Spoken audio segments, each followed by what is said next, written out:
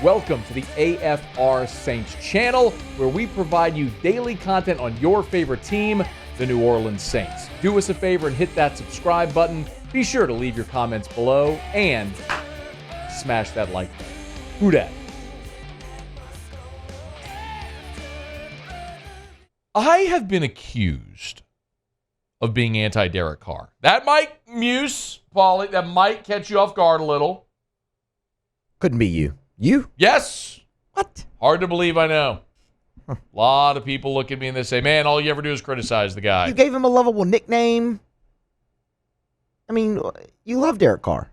No, I don't. Oh. But I don't hate Derek Carr, as I've said many times. Seems like a great person. I just firmly believe Derek Carr will never win anything of significance with the New Orleans Saints. But I'm going to do something here that I don't always do. I'm going to give you some positive spin from Derek Carr to show you the other side of the coin. You know what? You know what they say? There's two sides to every coin. Did you know that?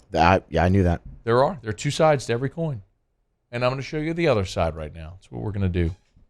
You remember a few days ago, Derek Carr went on that 2 Gs in a pod show and clapped back at Michael Thomas. Remember Thomas went on Twitter and criticized Derek Carr, and then Derek Carr went on this podcast and talked about Michael Thomas for 2.5 minutes, and I said, implored him, say less, and instead he did this. I was like, you just call me, bro. Like, yeah, to say this, to say all these things, like, I felt like it was like we're doing like some middle school thing, man. Just talk to me. And Mike was great about talking to me.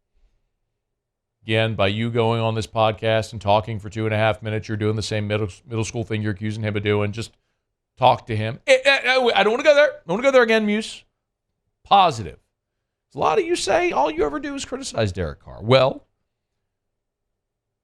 on that podcast, yes, the comments about Michael Thomas were the things that got the most attention, but they talked about a lot of stuff there, including Derek Carr, his feelings on the 2023 season as a whole, which ended on a very positive note.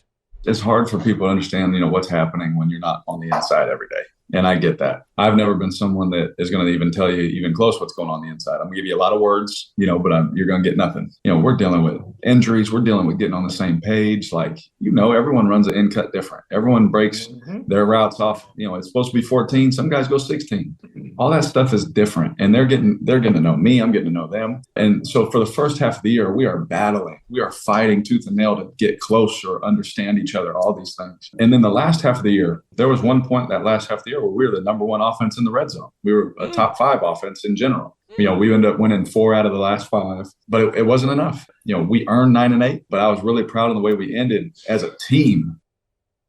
Give you a lot of words, not going to give you nothing. Although he does certainly speak. You know what? Nope. Not Muse.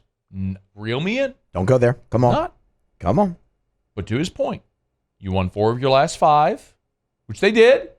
Happened. One of the best red zone offenses in the NFL. They got better, right? Isn't that what you want to see? That's exactly. You want improvement. Yeah, you want improvement.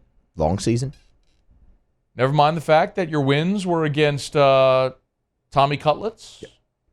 Yeah, but it's a win. The Panthers, the worst team in the league. Hard to win in the NFL. The Falcons, who didn't make the playoffs and were really bad and were volleying back and forth with quarterbacks. Might have fired their coach. They beat Tampa. They did beat Tampa.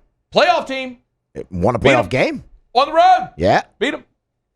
Boy, Derek Carr. Now, they did go out to L.A. The loss was they just got pistol whipped by the Rams. It was a Thursday night, though, wasn't it?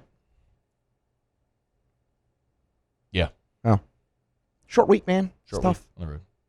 Yeah, short week on the road. Cross country. Hey, look. Even said, hey, look. You built the way you did, and everybody's listen to how positive they are about what's to come. Everyone in our building is really excited on how we ended. Now, the overall scheme of things, not good enough. We know that. But now we know the formula. We know what it takes, the sacrifice it takes daily, not only on the field, but that time spent together, that extra work, that, teaching guys how to watch that film, teaching guys, there's things to bring guys along and help our team be better that, that our coaches and Mickey, everybody pointed out. So we're in a place of inside our building, man. We are super excited. Now they know, Muse.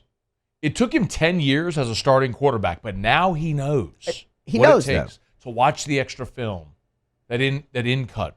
He knows. He knows now. They won 4 of their last 5. They did. Albeit 3 of the 4 were against totally garbage teams. You played a quarterback who was nicknamed after a piece of cutlet. Piece of chicken. Cutlet, yeah. Yeah. Cutlet.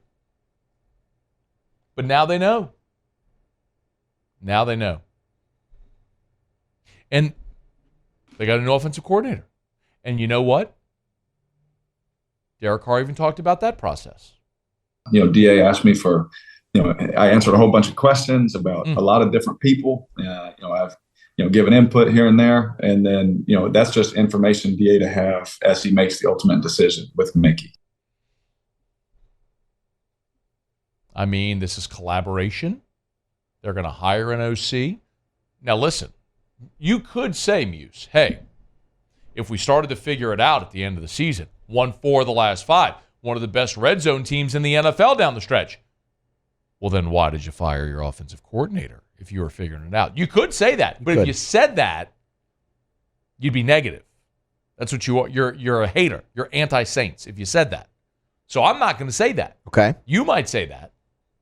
I would probably say that, actually, yes. Yeah, you could. Because it's a valid question, but...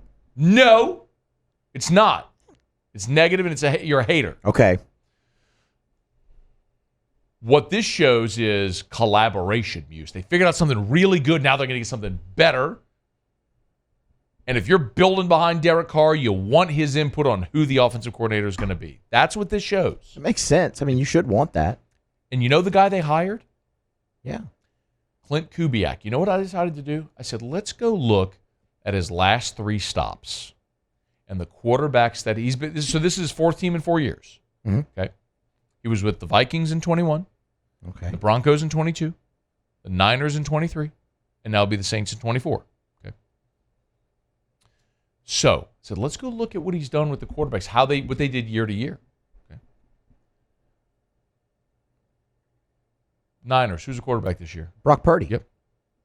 He threw for 4,200 yards and 31 touchdowns. The year before that, just 1,300 yards and 13 touchdowns. That was really good. It's a big improvement.